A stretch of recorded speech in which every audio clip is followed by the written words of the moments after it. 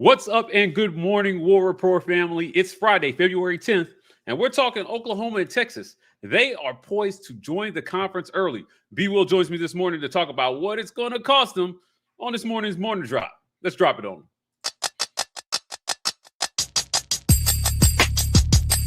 You are now listening to the War Report. Drop.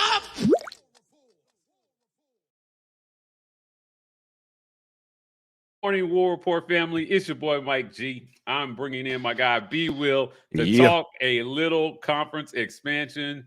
B. Will, Oklahoma and Texas have negotiated a deal to join the conference a whole year early. There are two things I want to talk about today with you. First and foremost, conference scheduling. Right. What is the schedule going to look like? So let's start here. The SEC has gotten a lot of flack for only playing 8 conference games. But with these guys joining the conference, they may be poised to go to 9 conference games and no divisions. What do you think? What do we think about no divisions and maintaining traditional rivalries? Man, so this is really the biggest question. It's not a question of does leaving early for Oklahoma and Texas mean anything. It means nothing.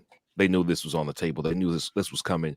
This is 100% about, for the SEC, what does this do to your alignment? What does it do to your traditional rivalries? And what does it do to how do you schedule year after year to create new rivalries? And we had heard some complaints about people wanting teams to play other teams more often. Like, you know, we got your 7 that you play, your 6 that you play in your division right now. You got your one cross-divisional rival that's maintained, and then you got one other cross-divisional person that you play every year, and that swaps out. But it wasn't enough. I think I heard JG say a few times, you know, Auburn fans should have an opportunity to go to Kentucky. Auburn fans should have an opportunity to go to Vanderbilt, to go to South Carolina, to go to Tennessee, and that's not something we usually get to do. So what the SEC does with this, I don't think here's my first question. I'm going to pose this to the chat and to you. Do any of us think that Greg Sankey, anybody at the league office, cares when Sonny Dykes criticizes our November schedule, but we go out there and stomp a mud hole in them in the national championship game? Right. Like, listen, you can say whatever you want about our 8-game schedule, because honestly, the vast majority of the teams who even have a chance at contending from the SEC are playing their 9th game against a Power 5 opponent. That is actually a good Power 5 opponent. Auburn played Clemson. We played Penn State.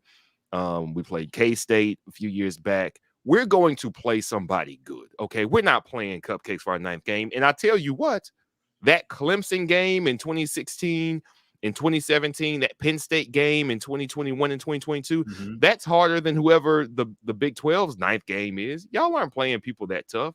We put ourselves on the line. We go out there. We play that tough game. Moving to a 9th game from in-conference does not change anything for Auburn. It doesn't change anything for most of the teams who compete year in and year out, because they are equipped to beat that team. Alabama just went and played Texas. They have to play them again this year. Georgia played Clemson in 2021. I'm not sure who their 9th game was in 2022. I'm not sure. Maybe it was a throwaway game. I don't know, but do you think it would have mattered? No, they played Oregon. That's right. Well, let's be clear. Oregon. Let's be clear. 8 conference games and 1 Power 5 non-conference opponent is what the SEC has done traditionally. Right. Now, I'm sure it's funny, after they announced that Oklahoma and Texas would be joining the SEC, all the complaining out of those camps about SEC schedules stopped, because they're going to have to play an SEC schedule now, and they're going to be carrying the water for this. Hey, our conference is tough enough already. We don't need to go out and play Power 5 opponents in November when it's most critical. You just don't. You know, I think it's bared that out. So, if they were flopping at the semifinal level or the national level when it came to the playoff, maybe everybody else would have a point. But Georgia took TCU to the absolute woodshed. I mean, in the greatest beatdown in title history, right? I mean, that was probably one of the greatest beatdowns in title history in any sport. No, wait. If this is correct, I don't know if this is 100% correct. I heard on a podcast that was the greatest scoring disparity in bowl history. History. In the history of any college football bowl game, That was the worst ass whooping. Right. And it was in a title game against a coach who said, well, I wish we had their schedule in November. Dumbass boy. You got what you asked for. You got what you asked for. Oh my goodness. Yeah. And don't tell me there's quote unquote soft November schedule is why they beat you. Well, they were more rested than we were because they didn't play nobody in November. Right. I don't get comments like that. Do you remember Brett Bielema? Big Ten Media Day says, we in the Big Ten, this is when he was with Wisconsin, we in the Big Ten do not want to be like the SEC in any way. And then he took the job at Arkansas like the next year. And couldn't hack it and got fired. So he learned quick that the job is a lot harder than you think. You can't just walk into any SEC school and find success. You just can't. Now, Oklahoma, let's talk schools for a second, B. Oklahoma has produced a Heisman finalist, I think, every year since like 2018. They've had somebody in the room. Wait, Baker Mayfield I know he played the 2016 season because we lost to Oklahoma and Baker Mayfield in the bowl game that year. The next year is when he went to the playoff and won the Heisman. So 2017 was Baker Mayfield. 2018, I believe that was Kyler Murray. 2019 was when Jalen was in the room, if I'm not mistaken. 2020, they did not because neither Spencer Rattler nor Caleb Williams as a freshman made it that year. That's correct. So that was when it stopped. So they had a three-year string of Heisman winners and or finalists.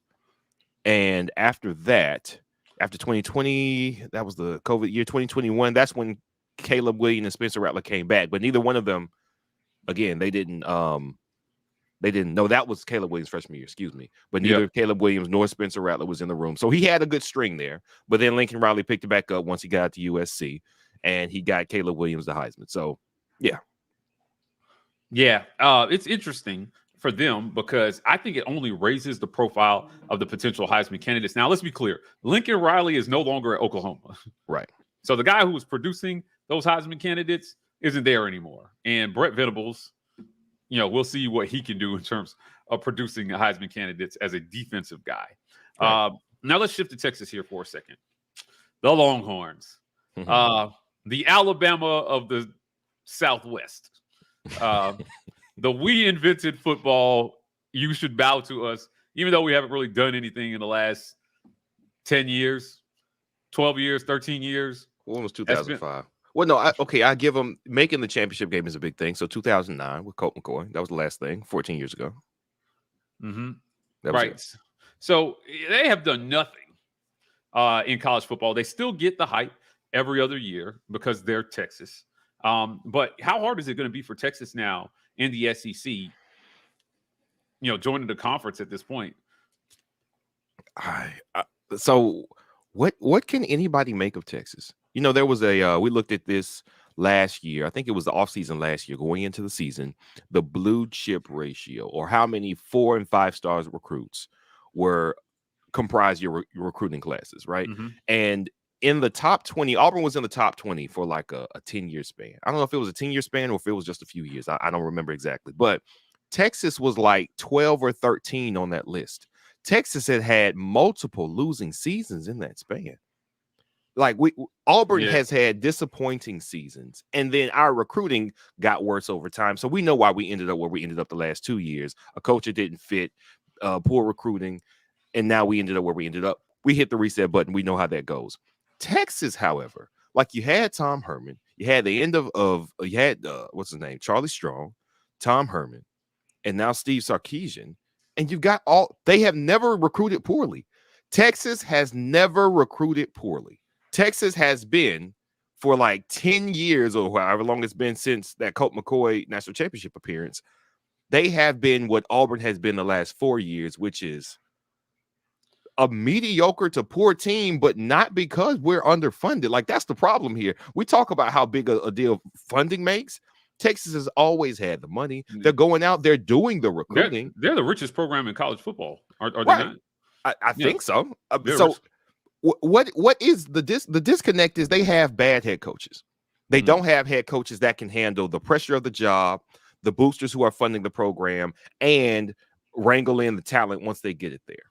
That is the problem. It is a three-faced, it's a three-pronged job, and they have not found one guy who can do all three. I don't know that changes just because they're in the SEC. They were 5-7 the year before last, 8-4 last year, and now they're coming into a program where they're not going to get. Now, granted, the Big 12 was better last year in just the season that just ended than they have been in a very long time. Okay, so maybe 8-4 is a better accomplishment there than here, but I don't think they get any better than 8 wins in the first 3 seasons in the SEC. Ooh, let's talk this. Let's talk this for a second. What do these first year records look like for Oklahoma and Texas? Oklahoma had a tough year this past season. They did. The quarterback got hurt, and they looked better with him than without him. Once he went down, they looked terrible. Once he came back, they looked all right again. But Brent Venables taking over a job that was terrible on defense, a program that was terrible defensively as a defensive head coach, that was going to be a struggle. I saw a lot of people trying to dunk on Venables because, you didn't want to come to Auburn. Listen, man, Oklahoma was a mess. Lincoln Riley and his offense was the only thing holding that thing up. It was the only good thing about Oklahoma. And he had a lot to fix, I'm sure. So it's not like the coffers were particularly full with defensive talent. He's trying to put a lot of that together last minute. I think he has a better chance at being successful. Not in year one, over the course of the first few years. But if I say year one, they still don't have a proven quarterback yet. So you've got to get that figured out. Maybe 2024 they got that guy. I'm not sure. I don't keep up with Oklahoma recruiting. Does anybody know if Oklahoma has did they get like a superstar quarterback in that class? Who's their did their OC leave? They've got Oklahoma. Yeah, I'm not sure. Chat, do your thing here on the Oklahoma research. This is going to be interesting. I think you raise an interesting point. Now I want to note that it's going to cost Oklahoma and Texas a combined $100 million to leave a year early. Wait, what? I didn't read that before. I just saw the announcement from Sankey. I didn't look at the details. It's going to cost them a combined $100 million to leave the conference a year early. Negotiations were ongoing between Fox and ESPN. It's going to cost them some money. So this is not free. But with the money that they're anticipating to make from the SEC schools distributions this past season were around $49 million, $49.5 million a piece from TV rights. So with that deal set to be more lucrative, maybe the thinking is it's going to cost us $50 million this year a piece, but we're going to make 65 the next year joining the SEC. Yeah.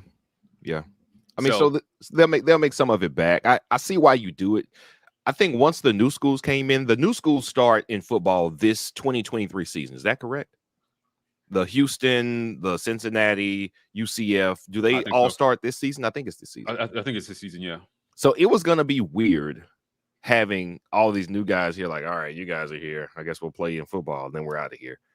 I don't know why you wouldn't try to time up the departure with the arrival of the new guys so it can just be fresh. Because you're going to have 1 year where Houston, where Oklahoma and Texas play these other schools. I don't know if it's about prestige and you don't want the embarrassment of going to Houston and losing. You go to Cincinnati and lose. It could happen though, because Texas isn't, neither one of those teams are elite. You could, I don't want to say tarnish your brand because it's football, man. Your brand should be that you're better than people and you're really not. So what would it do for your image if you go on the road or better yet, you have a Cincinnati team? No. I just thought about it. You have Gus Malzahn and UCF come to Texas home field and beat Texas in a football game. I would be humiliated as a Texas fan if that happened to me. Maybe they just want to minimize that possibility and go ahead and get over here with the big boys. Yep. Well, I'll tell you what. If you want to minimize your stress over these two joining the conference, visit the Rogue Shop. This segment is brought to you by the Rogue Shop. RogueShop.com. Use code REPORTER, get 15% off. Guys, they have stuff for sleep, anxiety, stress. My personal favorite are the candles. I'm never going to stop telling you guys about that. Get yourself a candle from the Rogue Shop, as well as all the other goodies they have there. RogueShop.com, longtime sponsor of the War Report. I want to thank our guy, Richard, for hanging with us through all this growth. Now, Before we get back to the comments, I just want to add, the SEC was already in the Texas market in terms of recruiting because of Texas A&M joining. Right. Initially, Texas A&M was kind of salty about this move. Like, man, it's like breaking up with your ex and moving, and then she moves in next door to you. Right. So I think there's not a lot of love there, although everybody will benefit from, these two joining the conference.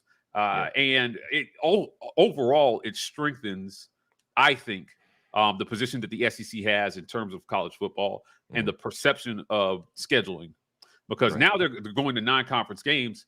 Other schools. Well, we think they are. We don't know they are. I believe they will be. I think there's a better than 50% chance they go to non-conference games. Okay.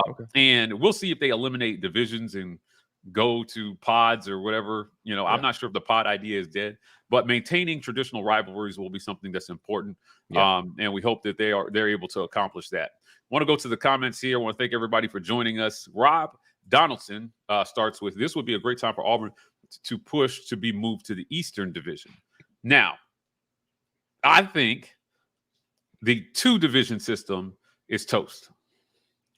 Personally, I think the 2-division system is toast. With what will be 16 teams now. Yikes, man! Like Rob, I don't know how I feel about moving to the East, but I don't think this is going to be discussion. I think they're going to eliminate them altogether. B, you got thoughts on this? I think they'll eliminate them just to a certain extent. Maybe there isn't an Eastern Division. I kind of like the idea of the pods, but I saw something rumored, and this was a couple months ago, saying that there wouldn't be pods. There would be traditional rivalries. So you get 2 permanent people, and everything else rotates every year. So that seems a little too scattered for me, a little too random. I don't know how I feel about that, but I think the idea of divisions is probably done once Oklahoma and Texas get on board. Burner account says 14 pods, 9 conference games. Again, this was part of the original talk about who would be in those pods. Auburn's pod looked ridiculous. When I saw the mock-ups, it's going to be tough because you got to put Alabama and Auburn in the same pod. Do you not? You got to. I mean, well, yeah, you got to. You got to. If it's pods, Alabama and Auburn gonna play. I hope Georgia and Auburn continue to play. I want the big boys. I want the tough games because that's how you measure whether or not you're doing good. I don't want to have a year where we go like 10-2 and we win. We were in the SEC championship game, but somehow we avoided a Georgia and we didn't get to play them. No, I don't want that. I want to go through all of our opponents to get to the SEC championship. I hope that's something that we keep. Peepas says 26 hours left in a Crimson rival unbeaten streak. Interesting. The game is tomorrow. The basketball game is tomorrow at Neville Arena. I see the students are camping out already. There's a gymnastics meet tonight, but we're looking forward to seeing that one. College game day will be there in Auburn for this one, so it's going to be a good one to watch. Kyle Sweat, if you include Texas and Oklahoma, we would be 10th in SEC recruiting this year. That's true, but that doesn't count the transfer work. We did some work in the transfer portal. Not to mention, between like 7 and like 12, the margin is razor thin. Right. You're talking about one recruit could jump you 3 spots. Yeah. So, I would not get too caught up in conference rankings when it comes to recruiting, especially in a head coach's first year. LSU whooping Purdue wasn't worse. Talking about the bowl record. What was the final score on that game? What was I think it's like 60 something to like 3, or it was something crazy. I don't remember the final score. So what was the Georgia game? Was it 58-7? Was that the final score for Georgia? I don't know. And TCU? Here, right. I just in my mind it's just ass whooping is the final score. I don't remember the actual Purdue versus LSU bowl. Yeah, 63-7. 63-7. Yeah. All right. So what was the national championship game? Because now I want to know. They came up. I always forget the score. Our chat is probably already on it. Yeah. 63-7, 65-7. So Oh, it was 65-7 Georgia TCU. There we go. So it was. Yeah, but they inched it out by a safety. um, man, that was a beatdown. Oh my goodness, that's so embarrassing. Like it's no shame to lose on the big stage to a better team, man. But that was just we didn't belong. We didn't belong on any level. We didn't belong with athletes. We didn't belong with coaching. Our mascot didn't belong. Meal prep, cheerleaders, nobody qualified for this game from the TCU side. Oh my goodness. Stuart Donald comes in. Brett Bielema is a perfect example of the discrepancy between Big and SEC football. He's considered an above-average coach in the Big and one of the worst in SEC history. Yeah. Okay. So I will say this to the credit of Brett Bielema, Stu. He was at Arkansas. Mm-hmm. All right. Arkansas is Arkansas, and that's something that has been maintained. Bobby Petrino had them humming a little bit for a second, and they still couldn't get over the hump, which was Bama. And I don't know how much anybody can do that. Like Sam Pittman, I think, is a really good coach, and he has been losing talent and losing assistants and losing coaches like left and right since he got in there, even in spite of the on-field success. We talk about how here on-field success is the last like Jenga block to keep the tower stable so we can keep and get to the next level. He's got on-field success, or at least competitive on-field, and he keeps losing everything because organizationally, Arkansas is not a good program. All right. They don't have the resources. They don't have the history. It's tough to win there, is my point. He went to Illinois, and granted, it doesn't take much to beat up on the terrible teams in his division up there in the Big Ten. However, Illinois, have you looked at what the last two coaches did in Illinois? He's doing better than they did. And I can't help but say, hey, the last two guys were winning jack squat and you're winning something. So you can't be a terrible coach. But I agree that I don't think he'd come back down here. You know what? Yeah. He's not SEC level. He's not. No. Michael Carlisle says Venables not a good fit at Oklahoma. I think he's just maybe a little too early to call. Yeah, maybe a little too early to call. They had an offensive mind as head coach, right? And offensively, they've been great. This is something that I've complained about with Auburn, getting these offensive head coaches and then sucking on offense. Right. So now they have a defensive head coach, but in today's college football, the rules are so offense friendly. Right. In terms of how you can defend a receiver, in terms of what you can do on the field, it's harder to play defense more than ever before, right? Right. Venables, we'll see how he does. Will Oklahoma become a dominant defensive team? I think they will. That's his identity. I think that will be his team's identity. It's going to take a few years to turn over that roster completely because he also sounds like he's a little old school in the recruiting and his comments about, well, look, don't recruit to us unless you're sure. Basically, he wants to get guys to commit, not keep going to visits. But I mean, that's the name of the game, man. So he's a little, I don't want to say behind. I hope his strategy works for him. He's got the bona fides as a defensive coordinator to put together a good defense. And when that is complete, then we'll see what Oklahoma does as a team. I got a couple of quick questions in succession here. Kyle Sweat says, if you gave Texas and the schedule Auburn just played, what would have been their record? P-Pass follows up with 3-9. Anything can happen, right? I don't necessarily disagree with this prediction. I think it would have been rough for them in the SEC last year. Because what was crazy was Missouri, low-key, was giving a lot of people problems last year. Yeah, they were. And when you have teams like that, and you have to go Georgia and, Ole Miss this first half of the season, and depending on where you play people, I mean, you could get on a really bad run, which is why what Auburn did at the end of the season with Cadillac, even getting to 5 games, was pretty remarkable. Right. It was remarkable. Joe Kyle, love you, Joe. Joe is one of our favorite members. Time for some Jimothy impacts. Does this send his stock even lower? You know what? It absolutely does.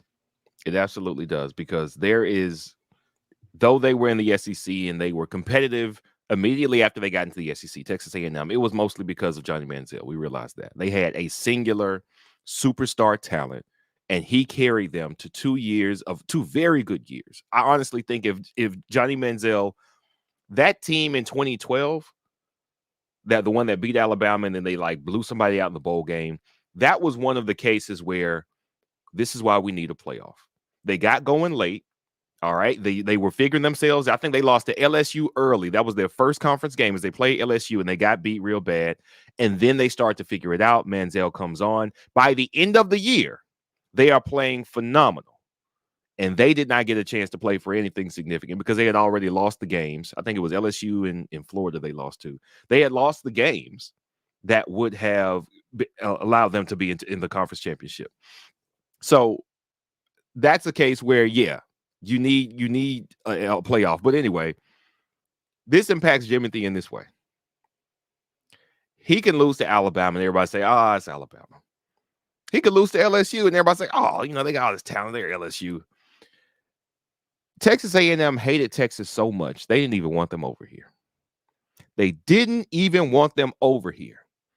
Now, he has a new landmine to avoid. If he loses to Texas at home, or if he loses to Texas at Texas, now there's something that's really going to stick in the craw of those A&M boosters. And that is you lost to our hated rival. We left conferences to get away from them. And they come over here and you start losing to them immediately. I keep imagining, what is that 5-7 year last year? What does that look like if they lose to Texas A&M? Excuse me, if they lose to UT in that 5-7, then maybe they actually get Jimothy out of there. Maybe they go ahead and cut him his check because you can't lose to that team. That's the team that you can't lose to. And they would have lost to him. That would have been that's the pressure on Jimothy now. The pressure on Jimothy, Joe, is that he has to put together a decent year. He needs to win 8 games next year. He just absolutely does. But 2024, you need to do better than just win 8. You need to beat UT. Whatever you do, you need to beat UT. They are not world beaters. They are not a phenomenal program. They have been mediocre for a very long time. So, yeah, I'm interested to see what happens with that when they get down the road. Big Gab, I want Texas and Oklahoma to have a welcome to the SEC thrashing for at least 5 years. You know what? I don't know if it's going to be 5 years. It's probably going to be a minute. 2 or 3 for sure. 2 or 3 for sure. Now, we can't act like we don't have some bottom of the barrel teams in the SEC. We do. They could beat an Ole Miss. They could be, depending on I don't know what Mississippi State looks like. They lost a lot of talent, and with of course with Mike Leach, and they got a good guy there. The defensive coordinator that was there, he picked up the baton and ran with it. So I think he'll have them competitive. But Texas and Oklahoma recruit much better than Ole Miss, much better than Mississippi State, much better than Arkansas, much better than Vanderbilt. South Carolina's kind of they're teetering, they're trying, they're coming up, but much better than Missouri, even though I think they've got some positive momentum. So they should have at least a few W's on their schedule. All right. Texas and Oklahoma should have a couple of gimmies, not gimmies, because everybody's kind of competitive right now, but there are teams that you are more talented than, and you supposedly have better coaches than. You should not be losing to a few of these teams. So I expect them to be bottom third, but kind of the top of the bottom third. Bottom third. I expect. Yeah, I don't expect them to. Missouri, here's Vanderbilt, Missouri, Ole Miss, Mississippi State, Arkansas. There's your 5. We're a 16-team conference. So if you are